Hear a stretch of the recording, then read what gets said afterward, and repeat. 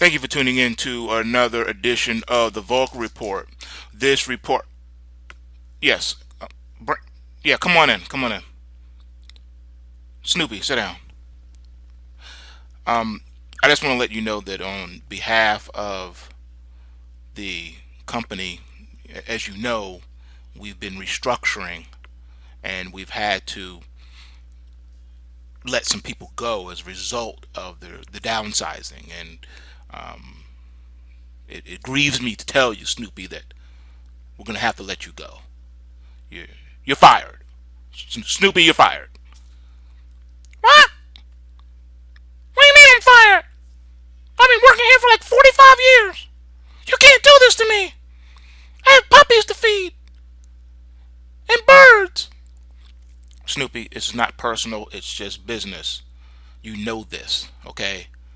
You in Woodstock. I'm sure you're going to be okay. You can find another gig somewhere else, but we have to let you go. You guys suck. Hey, don't break that, Snoopy. This is how you know that the economy is in serious trouble, when Snoopy is losing his job. I want to change the old saying that says that a recession is when you lose your job, but I'm sorry, how's it go? A recession is when your neighbor loses their job, but a depression is when you lose your job. Well, I'm changing all of that. I'm saying that depression and economic catastrophe is when Snoopy loses his job. That's right, ladies and gentlemen. Snoopy has been fired by MetLife. They're letting him go. I don't know what the world's coming to. How do you fire Snoopy? He's cute, he's cuddly, he's every dog owner, dog lover's idea of a pet, and you just kick him to the curb like that. You know, no severance, no nothing. Just let him go. I don't get it. But enough of Snoopy. Here at the VULCAN Report, we get into real news. Looking at the financial sector, ticker symbol FAS, as you can see, this market is trying to have an upward trajectory, trying to get something going here from the slightly negative pulse wave. Nothing committing to the downside at all, though, so possible upside breakout is very high right now. Again, you can't have a continued stock market rally without the financials leading the way. So right now we're waiting to see if that breakout is going to be imminent or not. One thing of importance, though, is that the US dollar, you got to see this one in order to believe it. Central bankers aren't playing around. They mean business. Look at this US dollar. Will you just look at that? Breaking out above the 98 handle, just as I told you was going to happen. It breaks above 98 and continues to move. So you can see here how the Fed has managed to prop up the dollar and be able to build up enough strength for it to break out and try to head back up to par. So that's what's happening right now, and it's locking in on this upward trend here, which doesn't work well for the euro and for the pound sterling and other currencies. So this is pretty interesting to watch and to see this thing take off back up to where it was. They're defending the dollar with everything that they got, and they're throwing everything they got at it, which is also very, very curious. So what about gold? Well, gold's been catching a bid in that as well. So it's trying to come up. It's trying to move along this ramp here. I see an extended, elongated part of it before it hits the second wave upward burst of the ramp to get it to that 1400 level. But right now, as it stands, we got to be patient with it and let it do what it's going to do. But again, we're not married to the long side of any market. That is why you hedge your physical holdings and using the paper markets. This is why we go both long and short. so that we could capture whatever happens in these markets. Even if our belief is wrong as far as if we think it's going up or down, you can still benefit as long as you follow the pulse waves. That's what they're designed to do. And as you can see, we've had some periods of increasing volatility, but as it stands right now, the market's trying to decide and make its mind on what it wants to do. I think we're in the beginning stages of this pattern here developing, and that's where we are right now. And then we shoot up here, over $1,000, and I think that's the next thing that you're going to see here. So that will put us well closer to that 1400, and we should be able to close above it by the end of the year. All right, now silver is still struggling. It's in the oversold, trying to come out of this situation, but it's under pressure, all right now to do so. It's really struggling. The Fed is really keeping this one down more so. It's selling in the silver more than it is in the gold.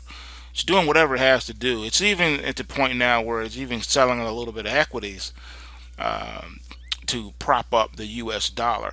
I think they're showing signs of exhaustion. It's getting difficult for them to keep both the bond market, the stock market, and the US dollar propped up. Pounding the paper, gold, and silver markets is just not enough to finance the overall operation. And that's why I'm saying the give and go is gonna let go, and gold and silver is about to explode higher because they can't keep the balancing act alive any further. And I think that's what we're seeing the signs of here. It's they just can't beat it down the way they used to, and it's going to be very interesting moving forward. But again, I see $22 coming up here in the silver, and I do see it before the end of the year. But what about the miners? Well, you can see here the miners are getting stronger, about to break out above the $14.44 first resistance level, getting it next to the $16.84 handle. Then we get to the $18.21 handle, and then the $26.48 handle, and it's off to the races. And that's the trajectory that this is following. This is a steep ramp right here, and that's going to really catapult this thing well above 35. Put it right into the stratosphere. That's what you want to see. Miners stronger than the physicals. The miners are going to lead the way to the promised land in this precious metal space. So keep a close eye on the miners, because once it takes off, once the rocket ship takes off, that's all she wrote. Here we are starting this pattern here. Here we are. You saw what happened before. The next leg is steeper. As you can see here, we're in a negative pulse wave situation with the JDST, which is showing the hand here that the Fed is losing control against the metals manipulation. You can see here that the miners, that upward trajectory is basically unchallenged, because now we're below the Kumo cloud in a JDST. It's starting to pull back. Its wonder breakout and the Kumo cloud of death is over. It looked like it was going to just punch right through there and keep running, and all it did was go sideways and then boop. Okay, that's why we call this the Kumo cloud of death. All right, you can't trust the price action in it. All right, here's the nugget. Same thing. It's still in that Kumo cloud of death. All right, it looked like it was going to break down and just fall apart, but here you go. All right, so the big miners are stomping with the juniors right now. Once this thing breaks out and above this cloud, this resistance level of $20.41, it should slice through it like butter, hot knife through butter, and just keep right on going. And this is a steep incline ramp right here to catapult this up to above 35. Taking a look now at the bearish argument, as you can see, unchallenged. All right, you're in a negative pulse wave and you are declining. All right, you stopped here, but look where you are now. You're starting to test the lower end of that, and yeah, you have a nice floor here at a thin layer Kumo cloud, but it's elongated out, and you don't have any steep ramps to try to get it back up again. So this should be a glass floor that it should just fall right through and collapse, and we're looking at dust now. Alright, finishing up looking at AG, you can see it was declining, and now it's broken out. Okay, now it's in a positive pulse wave, and it's gunning for the $9.03 resistance to get it up to $11.12 resistance, and then here at the bottom of the Kumo cloud at the $14 handle, and then once it gets back above this Kumo cloud and breaks through 16, we're off to the races up to 20 to close by the end of the year.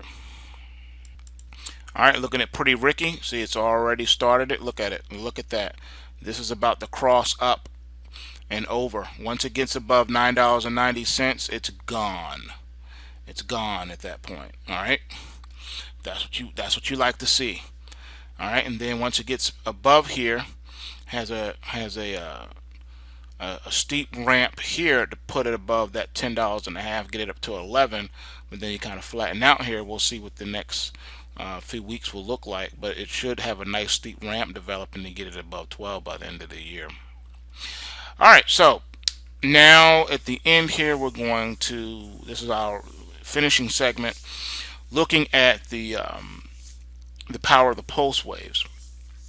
One thing that, a question that came up from one of our viewers is dealing with the pulse wave price triggers and more narrow range trading scenarios and periods of lower volatility.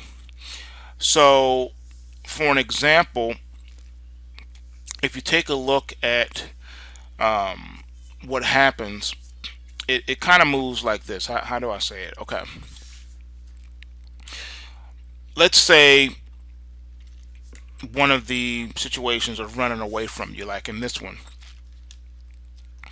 On the 18th, October 18th, when it closed at $9.15, the next day it gapped up higher. All right, so if the market gaps up on you, well beyond your entry price, what do? Well, for the most part, the first thing you do is you want to always have your bullets ready, so that when and if the markets do gap, they gap in your favor. All right, and the market runs away and takes you with it. All right, there's nothing wrong with the runaway market. You want it to run away with you. So you put your orders in ahead of the market. That's why we put the orders in ahead of the market. Okay, so if it jumps above you, beyond the previous day's close, that's what you do. All right, that's why you always have your orders working, so that you can do what you need to do. If you get stopped out because of the high volatility, the question is, do you get back in right away? The answer to that question is no. You need to wait for the next pulse wave price trigger, because that's going to give you the optimal entry. All right, so that's what we do. We let the market tell us what we need to do. So we wait, we let the dust settle for the day, and then we regroup and decide what we're going to do for the next day. It's possible that if you got stopped out, it was a blessing in disguise. What I mean by that is, like up here, if you were long and then it comes up here, and then the next day, the next bar, this bar here stops you out, you may be like, man, I got stopped out. But look what happened. It started a pretty nasty decline. So being stopped up here around the high of the move is a blessing, because then you avoid having to take losses down here, turning a profitable trade into a losing trade. That's why we don't just jump in. All right, you don't just take a market order and just market yourself in. You need to first let the market come to you and tell you what it is you need to do. All right, so keep that in the back of your mind. All right, always use stops. Okay, especially when you're dealing, unless you're dealing with a stock, below $5, it doesn't matter. But always use stops. Okay, you can avoid a lot of pain if you learn to use stops. If you get stopped out, it just means that the market, it was not ready to do what you thought it was ready to do. All right, get into the habit and the practice of stopping yourself into a market and stopping yourself out with profit. That's the best way to trade. All right, so see you guys back in the trading room. Remember, bulls make money, bears make money, but pigs get slaughtered. So remember to take what you can and give nothing back.